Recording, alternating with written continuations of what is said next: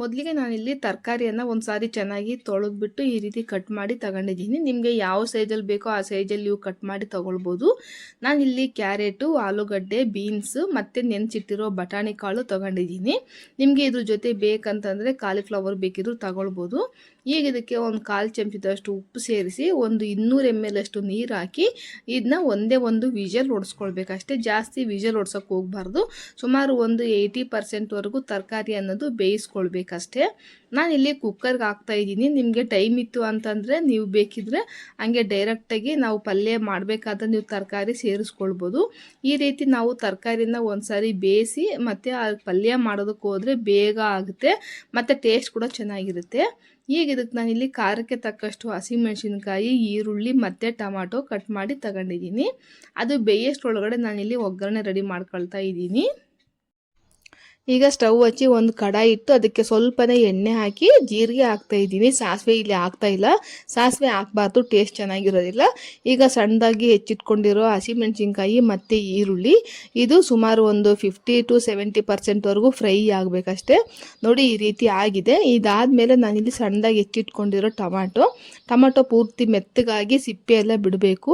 ನಿಮಗೆ ಈ ಸ್ಟೇಜಲ್ಲಿ ಸ್ವಲ್ಪ ಉಪ್ಪು ಅಡ್ಜಸ್ಟ್ ಮಾಡ್ಕೊಳ್ರಿ. ನಾವು ತರಕಾರಿ ಬೇಯಿಸೋದಕ್ಕೆ ಸ್ವಲ್ಪ ಉಪ್ಪು ಹಾಕಿದ್ದೀವಲ್ಲ, ಅದನ್ನು ನೋಡಿಕೊಂಡು ನೀವಿಲ್ಲಿ ಹಾಕ್ಕೊಳ್ಬೇಕಾಗತ್ತೆ.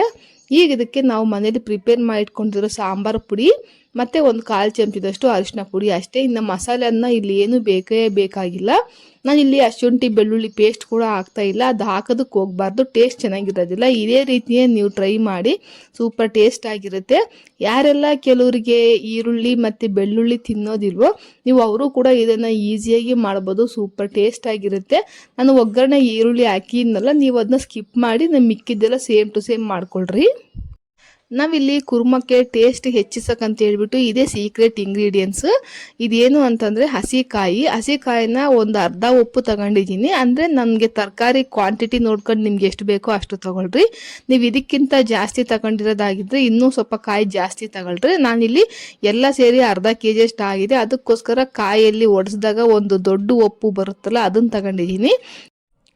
ಇದನ್ನು ಒಂದು 2-3 ಸಾರಿ ನಾನು ಮಿಕ್ಸಿಗೆ ಹಾಕಿ ತಗೊಂಡಿದ್ದೀನಿ. ಅಂದರೆ ಒಂದು ಸಾರಿ ಮಿಕ್ಸಿಗೆ ಹಾಕಿ ಮತ್ತು ಅದರಲ್ಲಿರೋ ಹಾಲೆಲ್ಲ ತೆಗೆದು ಮತ್ತೆ ಉಳಿದಿರುತ್ತಲ್ಲ ಕಚ್ಚು, ಅದಕ್ಕೆ ಇನ್ನೊಂದು ಸರ್ತಿ ಮಿಕ್ಸಿಗೆ ಹಾಕಿ ಅದು ಸ್ವಲ್ಪ ನೀರು ಹಾಕಿ ಈ ರೀತಿ ಮಾಡಿಕೊಂಡು ಒಂದು 3 ಸಾರಿ ನಾನು ಹಾಲನ್ನು ತೆಗೆದಿದ್ದೀನಿ. ಇಲ್ಲಿ ನೋಡಿ, ಈ ರೀತಿ ಬಂದಿದೆ ನನಗೆ. ಈಗ ಇದನ್ನು ಪಲ್ಯಕ್ಕೆ ಹಾಕಿಬಿಟ್ಟು ಒಂದು 5 ನಿಮಿಷ ಇದನ್ನ ಚೆನ್ನಾಗಿ ಹೈ ಫ್ಲೇಮಲ್ಲಿ ಕುದಿಸ್ಕೊಳ್ಬೇಕು. ಅಂದರೆ ನಮಗೆ ಗ್ರೇವಿ ಕನ್ಸಿಸ್ಟೆನ್ಸಿ ನೋಡಬೇಕು ಯಾವ ರೀತಿ ಇರುತ್ತೆ, ನಮ್ಗೆ ಯಾವ ರೀತಿ ಬೇಕು ಅಂತ. ನೋಡಿ, ಈ ರೀತಿ ಎಲ್ಲ ಸ್ವಲ್ಪ ಗಟ್ಟಿಗೆ ಆಗಬೇಕಾಗಿತ್ತು ನನಗೆ. ಅದಕ್ಕೆ ನಾನಿಲ್ಲಿ ಒಂದು 1/4 ಚಮಚದಷ್ಟು ಸ್ವಲ್ಪ ಕಾರ್ನ್ಫ್ಲೋರ್ ಮಿಕ್ಸ್ ಮಾಡಿ ಇದಕ್ಕೆ ಹಾಕ್ತಾ ಇದ್ದೀನಿ. ಅಂದರೆ ನೀವು ಅಕ್ಕಿ ಹಿಟ್ಟಿಗಿಂತ ಕಾರ್ನ್ಫ್ಲೋರ್ ಹಾಕಿದ್ರೆ ಟೇಸ್ಟ್ ಚೆನ್ನಾಗಿರುತ್ತೆ ಮತ್ತು ಅದು ಜಾಸ್ತಿ ಮಂದ ಬರೋದಿಲ್ಲ.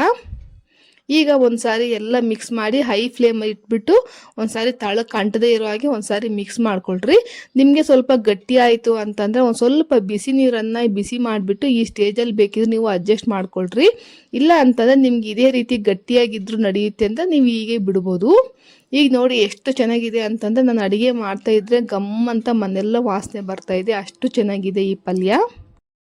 ನಾನು ಹಸಿಕಾಯಲ್ಲಿರೋ ಹಾಲಷ್ಟೇ ತಗೊಂಡಿದ್ದೀನಿ. ನಿಮ್ಗೆ ಅದ್ರ ಜೊತೆ ಬೇಕು ಅಂತಂದರೆ ಸ್ವಲ್ಪ ಗಸಗಸೆ ಮತ್ತು ಗೋಡಂಬಿ ಮಿಕ್ಸ್ ಮಾಡಿ ನೀವು ಆ ಪೇಸ್ಟನ್ನು ಬೇಕಿದ್ರೂ ಹಂಗೆ ಹಾಕ್ಬೋದು. ನಾನು ಕಾಯಿ ಹಾಲು ಮಾತ್ರ ಹಾಕಿದ್ದೀನಿ, ಕಾಯಿ ತೆಗೆದುಬಿಟ್ಟಿದ್ದೀನಿ, ಅದು ಬೇಡ ಅಂಥೇಳಿ.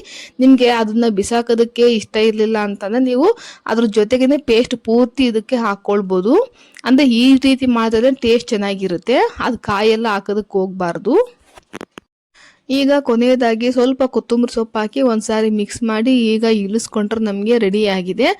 ನೋಡಿ ಎಷ್ಟು ಚೆನ್ನಾಗಿದೆ. ನಂಗೆ ಸ್ವಲ್ಪ ಗಟ್ಟಿಯಾಗಿದೆ ಅಂತ ಅನ್ನಿಸ್ತಾ ಇದೆ. ನನಗೆ ಈ ರೀತಿಯೇ ಇರಬೇಕಂತ ನಾನು ಇಷ್ಟೇ ಪ್ರಿಪೇರ್ ಮಾಡಿಟ್ಕೊಂಡಿದ್ದೀನಿ. ನಿಮಗೆ ಕನ್ಸಿಸ್ಟೆನ್ಸಿ ನೋಡ್ಕೊಂಡು ನೀವು ಇದನ್ನ ಅಡ್ಜಸ್ಟ್ ಮಾಡ್ಕೊಳ್ರಿ.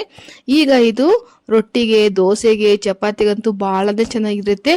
ಎಲ್ಲದಕ್ಕೂ ಸೂಪರ್ ಮ್ಯಾಚ್ ಆಗೋದಂದರೆ ಪೂರಿಗೆ ಮತ್ತು ಸೆಟ್ ದೋಸೆಗೆ. ಈ ಸಾರಿ ನೀವು ದೋಸೆ ಮಾಡಿದಾಗ ಆಲೂಗಡ್ಡೆ ಪಲ್ಯ ಬದಲಾಗಿ ಇದನ್ನು ಮಾಡಿಕೊಡಿ, ಮಕ್ಳಿಗಂತೂ ಭಾಳ ಇಷ್ಟಪಟ್ಟು ತಿಂತಾರೆ. ನೀವು ಕೂಡ ಇದೇ ರೀತಿಯೇ ಟ್ರೈ ಮಾಡಿ ಹೇಗೆ ಬಂತು ಅಂತ ನನಗೆ ಕಮೆಂಟಲ್ಲಿ ತಪ್ಪದೇ ತಿಳಿಸಿ. ಮತ್ತು ನಿಮ್ಗೆಲ್ಲರಿಗೂ ಇಷ್ಟ ಆಗಿ ಇರುತ್ತೆ ಅಂತ ಅಂದ್ಕೊಂಡಿದ್ದೀನಿ. ಒಂದು ಇಷ್ಟ ಆದರೆ ಒಂದು ಲೈಕ್ ಮಾಡಿರಿ. ದಯವಿಟ್ಟು ನಮ್ಮ ಚಾನಲ್ನ ಸಬ್ಸ್ಕ್ರೈಬ್ ಮಾಡ್ಕೊಂಡು ನಂಗೆ ಸಪೋರ್ಟ್ ಮಾಡೋದು ಮಾತ್ರ ಮರಿಬೇಡಿ.